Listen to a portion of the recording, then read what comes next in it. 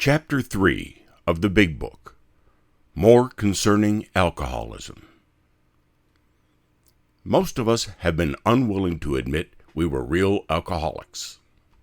No person likes to think they are bodily and mentally different from others.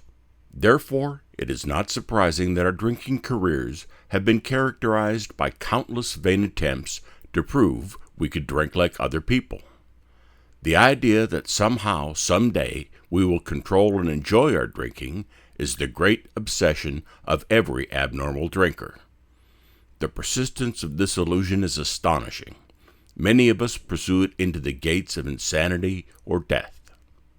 We learned that we had to fully concede to our innermost selves that we were alcoholics. This is the first step in recovery. The delusion that we are like other people, or presently may be, has to be smashed. We alcoholics are men and women who have lost the ability to control our drinking. We know that no real alcoholic ever recovers control. All of us felt at times that we were regaining control, but such intervals, usually brief, were inevitably followed by still less control, which led in time to pitiful and incomprehensible demoralization. We are convinced to a person that alcoholics of our type are in the grip of a progressive illness. Over any considerable period, we get worse, never better. We are like people who have lost their legs. They never grow new ones. Neither does there appear to be any kind of treatment which will make alcoholics of our kind like other people. We have tried every imaginable remedy. In some instances, there has been brief recovery, followed always by a still worse relapse. Physicians who are familiar with alcoholism agree there is no such thing as making a normal drinker out of an alcoholic. Science may one day accomplish this, but it hasn't done so yet. Despite all we can say, many who are real alcoholics are not going to believe they are in that class. By every form of self-deception and experimentation, they will try to prove themselves exceptions to the rule, therefore non-alcoholic. If anyone who is showing inability to control their drinking can do the right-about face and drink like a lady or gentleman, our hats are off to them. Without question, we have tried hard enough and long enough to drink like other people. Here are some of the methods we have tried. Drinking beer only, limiting the number of drinks, never drinking alone, never drinking in the morning, drinking only at home, never having it in the house, never drinking during business hours, drinking only at parties, switching from scotch to brandy, drinking only natural wines, agreeing to resign if ever drunk on the job, taking a trip, not taking a trip, swearing off forever with and without a solemn oath, taking more physical exercise, reading inspirational books, going to health farms and sanitariums, accepting voluntary commitment to asylums. We could increase the list ad infinitum. We do not like to pronounce any individual as alcoholic, but you can quickly diagnose yourself. Step over to the nearest bar room and try some controlled drinking. Try to drink and stop abruptly. Try it more than once. It will not take long for you to decide if you're honest with yourself about it. It may be worth a bad case of jitters if you get a full knowledge of your condition. Commentary. This has nothing to do with secularism.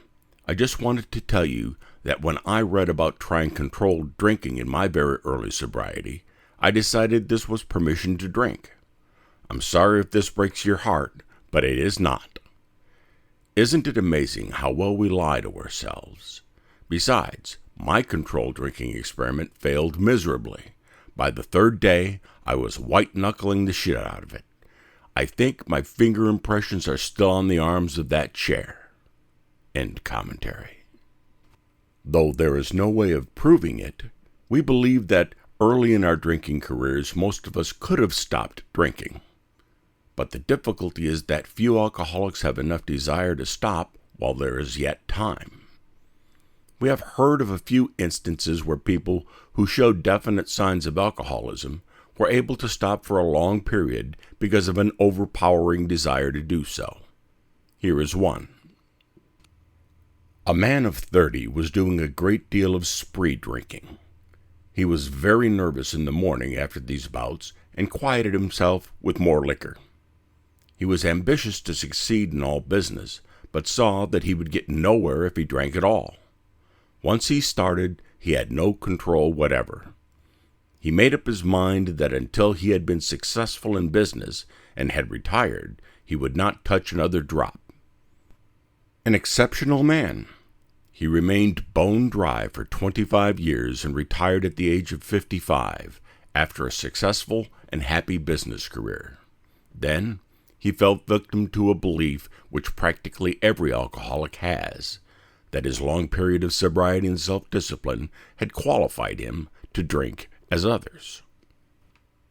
Out came his carpet slippers and a bottle. In 2 months, he was in a hospital, puzzled and humiliated. He tried to regulate his drinking for a while, making several trips to the hospital meantime. Then, gathering all his forces, he attempted to stop altogether and found he could not. Every means of solving his problem which money could buy was at his disposal. Every attempt failed. Though a robust man at retirement, he went to pieces quickly and was dead within 4 years. This case contains a powerful lesson. Most of us have believed that if we remained sober for a long stretch, we could thereafter drink normally. But here is a man who at 55 years found he was just where he had left off at 30. We have seen the truth demonstrated again and again. Once an alcoholic, always an alcoholic. Commencing to drink after a period of sobriety, we are, in a short time, as bad as ever. If we are planning to stop drinking, there must be no reservation of any kind, nor any lurking notion that someday we will be immune to alcohol. Young people may be encouraged by this man's experience to think that they can stop, as he did, on their own willpower. We doubt if many of them can do it, because none will really want to stop, and hardly one of them, because of the peculiar mental twist already acquired, will find they can win out. Several of our crowd, people of 30 or less, had been drinking only a few years, but they found themselves as helpless as those who had been drinking 20 years. To be gravely affected, one does not necessarily have to drink a long time, nor take the quantities some of us have. This is particularly true of women or small men. To be sure, this is an issue of metabolism and size, not gender. Potential female alcoholics often turn into the real thing and are gone beyond recall in a few years. Certain drinkers, who would be greatly insulted if called alcoholics, are astonished at their inability to stop. We who are familiar with the symptoms see large numbers of potential alcoholics among young people everywhere, but try to get them to see it. As we look back, we feel we had gone on drinking many years beyond the point where we could quit on our own willpower. If anyone questions whether they have entered this dangerous area, let them try leaving liquor alone for 1 year.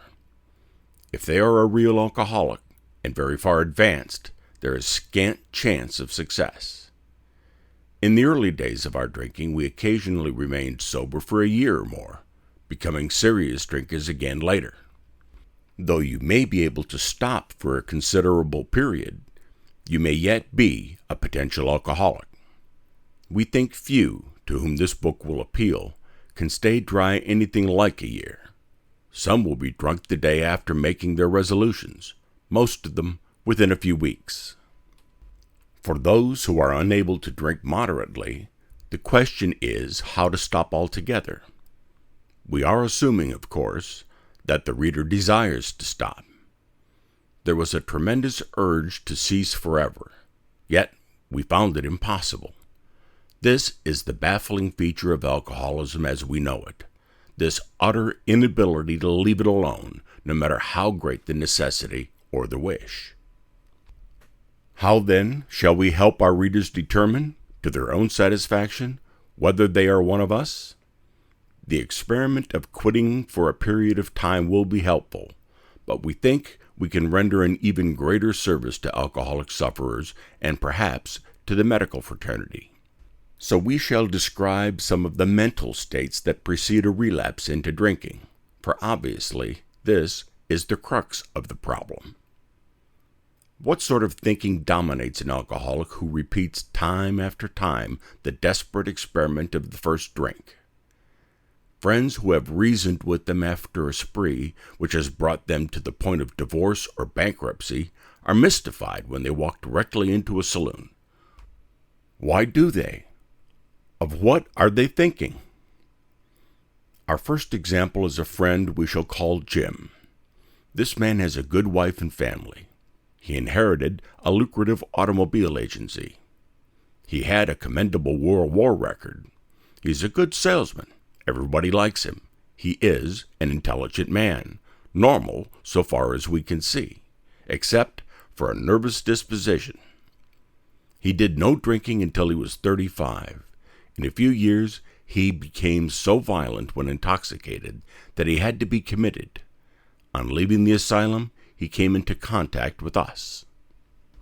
We told him what we knew of alcoholism and the answer we had found. He made a beginning. His family was reassembled, and he began to work as a salesman for the business he had lost through drinking. All went well for a time, but he failed to change his thinking. To his consternation, he found himself drunk half a dozen times in rapid succession. On each of these occasions, we worked with him, reviewing carefully what had happened. He agreed he was a real alcoholic and in a serious condition. He knew he faced another trip to the asylum if he kept on. Moreover, he would lose his family for whom he had a deep affection. Yet, he got drunk again. We asked him to tell us exactly how it happened. This is his story. Quote, "I came to work on Tuesday morning. I remember I felt irritated that I had to be a salesman for a concern I once owned. I had a few words with the boss, but nothing serious. Then I decided to drive into the country and see one of my prospects for a car. On the way, I felt hungry, so I stopped at a roadside place where they have a bar. I had no intention of drinking. I just thought I would get a sandwich. I also had the notion that I might find a customer for a car at this place, which was familiar, for I had been going to it for years. I had eaten there many times during the months I was sober. I sat down at a table and ordered a sandwich and a glass of milk. Still, no thought of drinking. I ordered another sandwich and decided to have another glass of milk. Suddenly, the thought crossed my mind that if I were to put an ounce of whiskey in my milk, it couldn't hurt me on a full stomach. I ordered a whiskey and poured it into the milk. I vaguely sensed I was not being any too smart, but felt reassured as I was taking the whiskey on a full stomach. The experiment went so well that I ordered another whiskey and poured it into more milk. That didn't seem to bother me, so I tried another. Thus started one more journey to the asylum for Jim. Here was the threat of commitment, the loss of family and position, to say nothing of that intense mental and physical suffering which drinking always caused him. He had much knowledge about himself as an alcoholic, yet all reasons for not drinking were easily pushed aside in favor of the foolish idea that he could take whiskey if only he mixed it with milk. Whatever the precise definition of the word may be, we call this plain insanity. How can such a lack of proportion of the ability to think straight be called anything else? You may think this an extreme case. To us, it is not very far-fetched, for this kind of thinking has been characteristic of every single one of us. We have sometimes reflected more than Jim did upon the consequences. But there was always the curious mental phenomenon that parallel with our sound reasoning, there inevitably ran some insanely trivial excuse for taking the first drink. Our sound reasoning failed to hold us in check. The insane idea won out. Next day, we would ask ourselves, in all earnestness and sincerity, how it could have happened. In some circumstances, we've gone out deliberately to get drunk, feeling ourselves justified by nervousness, anger, worry, depression, jealousy, or the like. But even in this type of beginning, we are obliged to admit that our justification for a spree was insanely insufficient in the light of what always happened. We now see that when we began to drink deliberately instead of casually, there was little serious or effective thought during the period of premeditation of what the terrific consequences might be. Our behavior is as absurd and incomprehensible with respect to the first drink as that of an individual with a passion, say, for jaywalking. They get a thrill out of skipping in front of fast-moving vehicles. They enjoy themselves for a few years in spite of friendly warnings. Up to this point, you would label them as a foolish person having odd ideas of fun. Luck then deserts them, and they are slightly injured several times in succession. You would expect them, if they were normal, to cut it out. Presently, they are hit again, and this time has a fractured skull. Within a week after leaving the hospital, a fast-moving trolley car breaks their arm. They tell you they have decided to stop jaywalking for good, but in a few weeks, they break both legs. On through the years, this conduct continues, accompanied by their continual promises to be careful or to keep off the streets altogether. Finally, they can no longer work, their spouse gets a divorce, and they are held up to ridicule. They try every known means to get the jaywalking idea out of their head. They shut themselves up in an asylum, hoping to mend their ways. But the day they come out, they race in front of a fire engine, which breaks their back. Such a person would be crazy, wouldn't they? You may think our illustration is too ridiculous. But is it? We who have been through the ringer have to admit, if we substituted alcoholism for jaywalking, the illustration would fit us exactly. However intelligent we may have been in other respects, where alcohol has been involved, we've been strangely insane. It's strong language, but isn't it true? Some of you are thinking, yes, what you tell us is true, but it doesn't fully apply. We admit we have some of these symptoms, but we have not gone to the extremes you people did, nor are we likely to.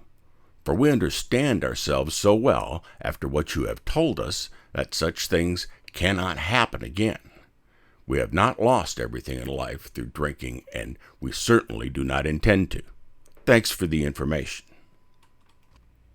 That may be true of certain non-alcoholic people who, through drinking foolishly and heavily at the present time, are able to stop or moderate because their brains and bodies have not been damaged as ours were.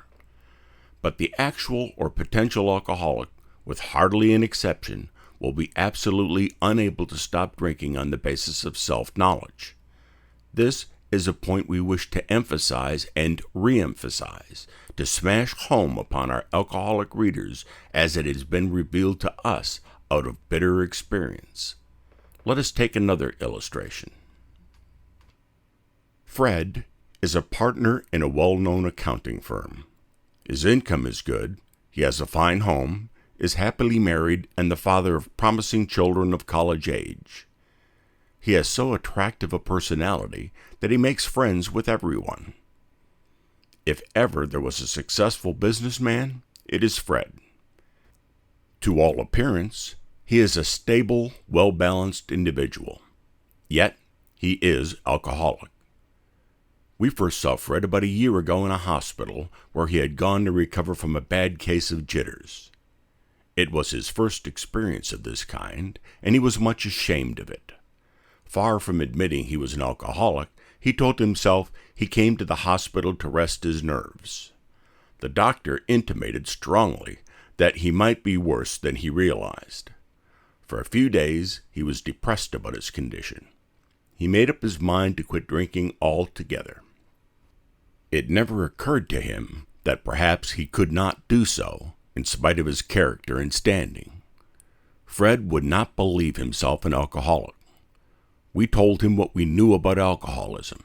He was interested and conceded that he had some of the symptoms, but he was a long way from admitting he could do nothing about it himself. He was positive that this humiliating experience, plus the knowledge he had acquired, would keep him sober the rest of his life. Self-knowledge would fix it. We heard no more of Fred for a while. One day we were told that he was back in the hospital. This time he was quite shaky. He soon indicated he was anxious to see us. The story he told is most instructive, for here was a chap absolutely convinced he had to stop drinking, who had no excuse for drinking, who exhibited splendid judgment and determination in all his other concerns, yet was flat on his back nevertheless. Let him tell you about it. I was much impressed with what you people said about alcoholism, and I frankly did not believe it would be possible for me to drink again. I rather appreciated your ideas about the subtle insanity which precedes the first drink, but I was confident it could not happen to me after what I had learned. I reasoned I was not so far advanced as most of you, that I had been usually successful in licking my other personal problems, and that I would therefore be successful where you had failed. I felt I had every right to be self-confident, that it would only be a matter of my exercising my willpower and keeping on guard. In this frame of mind, I went about my business, and for a time all was well. I had no trouble refusing drinks, and began to wonder if I had been not making too hard work of a simple matter. One day I went to Washington to present some accounting evidence to a government bureau. I had been out of town before during this particular dry spell, so there was nothing new about that. Physically, I felt fine. Neither did I have any pressing problems or worries. My business came off well, I was pleased, and I knew my partners would be too. It was the end of a perfect day, not a cloud on the horizon. I went to my hotel and leisurely dressed for dinner. As I crossed the threshold of the dining room, the thought came to mind that it would be nice to have a couple of cocktails with dinner. That was all, nothing more. I ordered a cocktail and my meal. Then I ordered another cocktail. After dinner, I decided to take a walk. When I returned to the hotel, it struck me a highball would be fine before going to bed, so I stepped into the bar and had one. I remember having several more that night, and plenty next morning. I have a shadowy recollection of being in an airplane bound for New York, and of finding a friendly taxicab driver at the landing field instead of my wife. The driver escorted me about for several days. I know little of where I went or what I said and did. Then came the hospital with unbearable mental and physical suffering. As soon as I regained my ability to think, I went carefully over that evening in Washington. Not only had I been off guard, I had made no fight whatever against the first drink. This time, I had not thought of the consequences at all. I had commenced to drink as carelessly as though the cocktails were ginger ale. I now remembered what my alcoholic friends had told me, how they prophesied that if I had an alcoholic mind, the time and place would come, I would drink again. They had said that though I did raise a defense, it would one day give way before some trivial reason for having a drink. Well, just that did happen and more, for what I had learned of alcoholism did not occur to me at all. I knew from that moment that I had an alcoholic mind. I saw that willpower and self-knowledge would not help in those strange mental blank spots. I had never been able to understand people who said that a problem had them hopelessly defeated. I knew then it was a crushing blow. 2 of the members of Alcoholics Anonymous came to see me. They grinned, which I didn't like so much, and then asked me if I thought myself alcoholic and if I were really licked this time. I had to concede both propositions. They piled on me heaps of evidence to the effect that an alcoholic mentality, such as I had exhibited in Washington, was a hopeless condition. They cited cases out of their own experience by the dozen. This process snuffed out the last flicker of conviction that I could do the job myself. Then they outlined the spiritual answer and program of action, which 100 of them had followed successfully. Though I had been only a nominal churchman, their proposals were not, intellectually, hard to swallow. But the program of action, though entirely sensible, was pretty drastic. It meant I would have to throw several lifelong conceptions out of the window. That was not easy. But the moment I made up my mind to go through with the process, I had the curious feeling that my alcoholic condition was relieved, as, in fact, it proved to be. Quite as important was the discovery that spiritual principles would solve all my problems. I have since been brought into a way of living infinitely more satisfying and, I hope, more useful than the life I lived before. My old manner of life was by no means a bad one, but I would not exchange its best moments for the worst I have now. I would not go back to it even if I could. Commentary. Fred seems to believe spiritual and religious are interchangeable words. Although many AA members believe the same, it is not true for secular people. Whatever way Fred found sobriety, I am happy for him.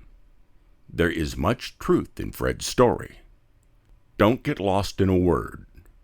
When you read things like spiritual answer, understand that for some, it means a theistic answer. For secular people, it does not. Don't let references like this get your panties bunched up. I feel I should assert, once again, that faith is not a prerequisite for spirituality or having spiritual values. As much as I don't care for the term, spiritual is commonly used to mean good feelings and behaviors. Try to keep in mind that this is 80-year-old thinking the authors are using. Forgive them and put your 21st century spin on it. Over and over, you will see the terms spiritual, spiritual life, spiritual remedy, spiritual answer, etc. Understand that, for secular people, it means virtue. You know, things like love, empathy, and kindness. It can mean something different to every person. You get to define it for yourself. End commentary. Fred's story speaks for itself. We hope it strikes home to thousands like him. He had felt only the first nip of the ringer.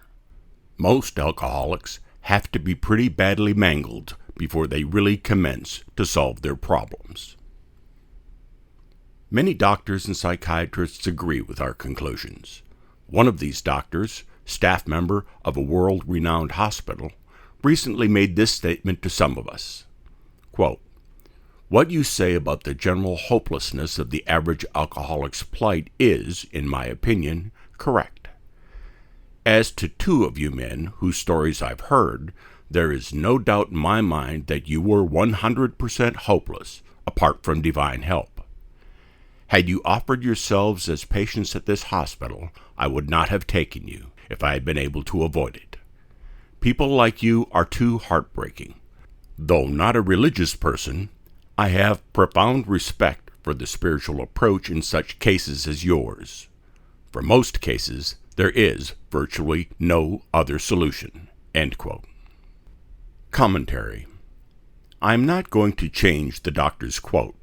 Just keep in mind that divine and spiritual are not the same for secular people. Unless we're talking about Divine the actor, recording star, and international drag icon. I always saw her as wildly spiritual. End commentary. Once more, the alcoholic at certain times has no effective mental defense against the first drink. Except in a few rare cases, neither they nor any other human being can provide such a defense. Their defense must come from a power greater than themselves. Thank you for listening to the audio version of this chapter of A Secular Sobriety, narrated by Len R. I hope you enjoyed it. A printed copy of the complete book, A Secular Sobriety, by Dale K., can be purchased at createspace.com and on Amazon in the United States and Europe. You may also purchase the ebook for Kindle at Amazon.